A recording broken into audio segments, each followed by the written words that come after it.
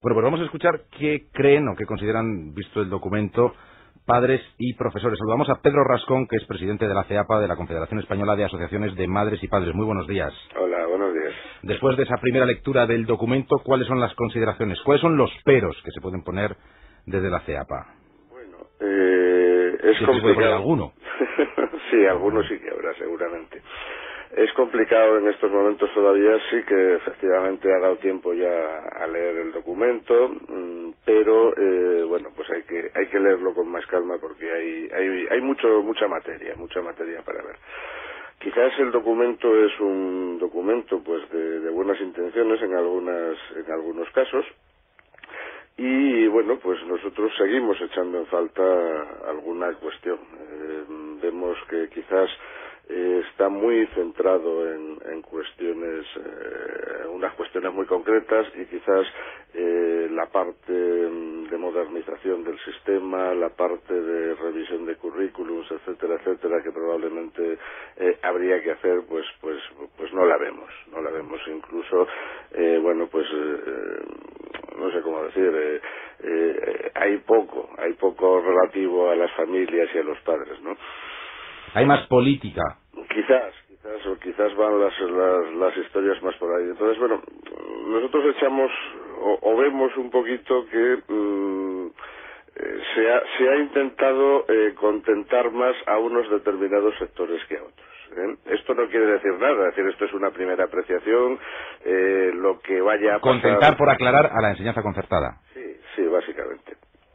Lo que quizás, quiero decir que que es pronto, esto no supone, lo que yo estoy diciendo ahora no supone cuál va a ser la posición de la CEAPA, que esta la fijaremos, pues bueno, pues en los órganos correspondientes, ¿no? Pero bueno, sí que se echa en falta un poquito esto, bueno, pues más a estos sectores de la enseñanza concertada quizás que a quienes defendemos con uñas y dientes la enseñanza pública. ¿Cree que es una oportunidad única o grande, o que si dejamos pasar esta ya no estaremos ante una posibilidad de pacto en materia educativa quizá en muchos años? No, yo tampoco que creo que esto sea una cosa, es decir, hace 2 años o 3 años ya hubo un primer intento, fue complicado, no se hizo, bueno, pues es una oportunidad evidentemente, pero es una oportunidad, pero no tiene por qué ser la única. Aquí no se acaba el mundo si no se firma o si no se llega al acuerdo global que se pretende, pues yo creo que no pasa nada, es decir, no pasa nada. Sí que es cierto que hay que arbitrar medidas, sí que es cierto que en el documento pues se habla de cuestiones que efectivamente hay que afrontar para mejorar el sistema educativo.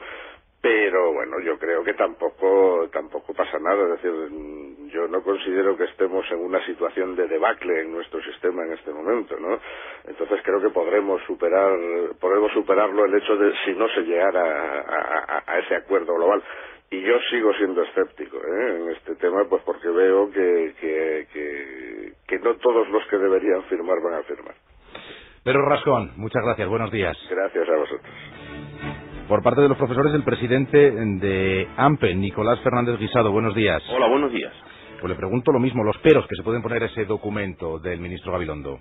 Bueno, yo creo que he estado escuchando la tertulia y han hecho ustedes un análisis muy objetivo de la situación.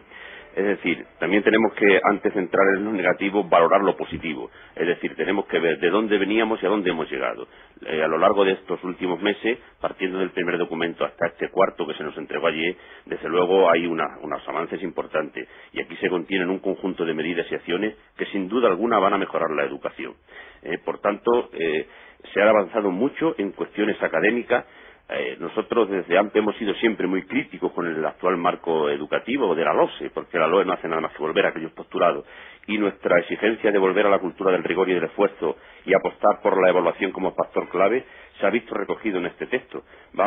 El documento propone muchas medidas en orden a fomentar la evaluación, tanto en primaria, pero no solo evaluación al final de ciclos, sino en los ciclos intermedios, como en la propia secundaria. Hay al final la posibilidad de cambiar la estructura, que es otra de nuestras exigencias, el último curso de la ESO, que es el curso más problemático, se puede transformar en un primero de bachillerato o en un primero de enseñanzas profesionales. Es decir, en medidas académicas se han dado avances importantes. Y luego, respecto a la situación concreta del profesorado, nuestras demandas y reivindicaciones eran básicas: lograr un estatuto del profesorado que recoja la carrera profesional desde el ingreso hasta la jubilación, y se ha contemplado, es más, con el compromiso de hacerlo en un tiempo determinado, a lo largo desde 1 de junio hasta el final del año 2010. Una de las exigencias de amplio reconocimiento de la autoridad, pues no está en su máximo, pero sí que se reforzará la autoridad del profesor en el ámbito, en el plano moral, académico y profesional. Falta esa autoridad pública que nosotros venimos demandando, pero desde luego hay pasos importantes. Y en lo que echamos de menos, pues yo creo que son aquellas cuestiones que son más de carácter político territorial que sociales. Es verdad que nosotros efectivamente también hemos venido demandando aquellas medidas que afectan a la vertebración, el tema de las enseñanzas comunes. Pero eso está más en el incumplimiento que hay en el marco legal que con la ausencia de medidas. Es decir, el problema que tenemos en nuestro sistema educativo en torno a la vertebración, con un sistema educativo absolutamente transferido, no es que el Estado atraiga para sí más competencias, sino que se cumplan las que tiene. Si realmente el Estado cumpliera el 65% del currículo y del horario en las materias que tiene asignadas cuando no coincide con lengua vernácula, o el 55% cuando sí coincide, no debería haber problema. El problema es que se ha hecho dejación durante muchos años y se ha desvertebrado bastante el sistema educativo en cuanto a las enseñanzas comunes. Igual, el problema es dar marcha atrás, claro. Y ahora va a ser difícil dar marcha atrás. Incluso hay una cuestión en la web que nosotros hemos venido denunciando. Ni siquiera tiene el Ministerio la posibilidad que antes tenía, porque de dar la autorización administrativa a los libros de texto. Esto es un disparate. Es decir, el Estado tiene que coordinar a través de la alta inspección qué contenidos se enseñan en España, por lo menos los básicos. Es decir, y tener ese marco contenido curricular que le permite las leyes educativas, y luego, por supuesto, que las comunidades autónomas hagan el resto. Y luego está el tema del idioma, que se ha dejado en una declaración preliminar como una declaración de intenciones, porque efectivamente eso es un tema complejo. Son las omisiones, y lo que hay es también bastante. Entonces, en esa situación, ¿cuál va a ser la valoración? Pues en eso estamos. Desde luego, yo quiero ser moderadamente optimista, porque el sistema educativo adolece de tantos defectos, tantos problemas, con una tasa de fracaso escolar como la que tenemos superior al 30%, que requiere medidas urgentes. Y con pacto o sin pacto, estas medidas hay que ponerlas en marcha, muchas de ellas. Es decir, no podemos decir que no se haya avanzado, porque no sería cierto. Aquí hay muchas medidas que hemos venido proponiendo desde antes, muchas.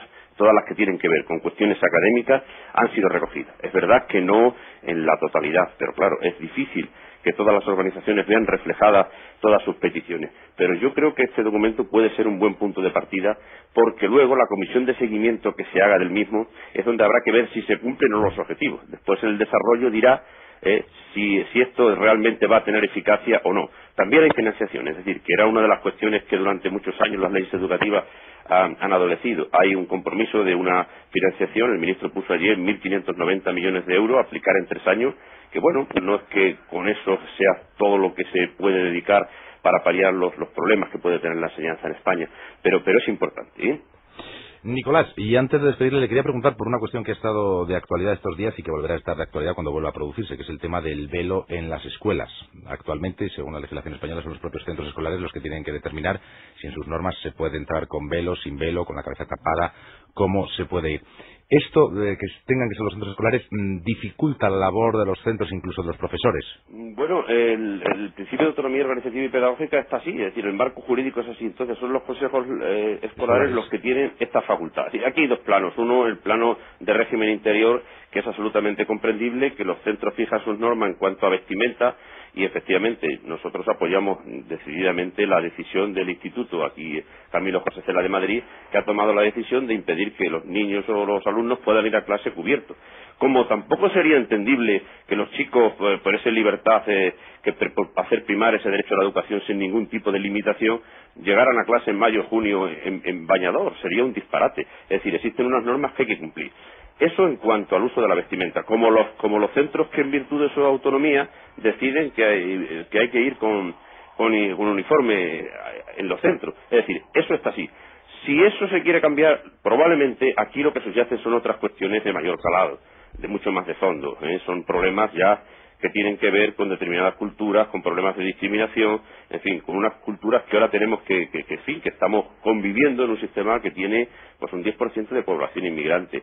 Y yo creo que debe ser el Estado también el que impulse una normativa clara, y estas cuestiones las deje zancadas, porque esto no puede ser nada más que la punta del iceberg, porque no sería deseable que aquí empezáramos a tener una guerra más de las que ya hemos tenido en la comunidad educativa, como por ejemplo hace años vivimos en Francia. Yo creo que se debería regular desde el Estado, dejar absolutamente clarificado estas cuestiones, pero mientras no haya una normativa de carácter básico, bien sea a través de la libertad religiosa, bien sea una ley orgánica de educación que deje zancada todas estas cuestiones, desde luego tenemos que apoyar lo que hay, la autonomía organizativa de los centros, y si los centros tienen que decidir en qué condiciones es admisible asistir al centro.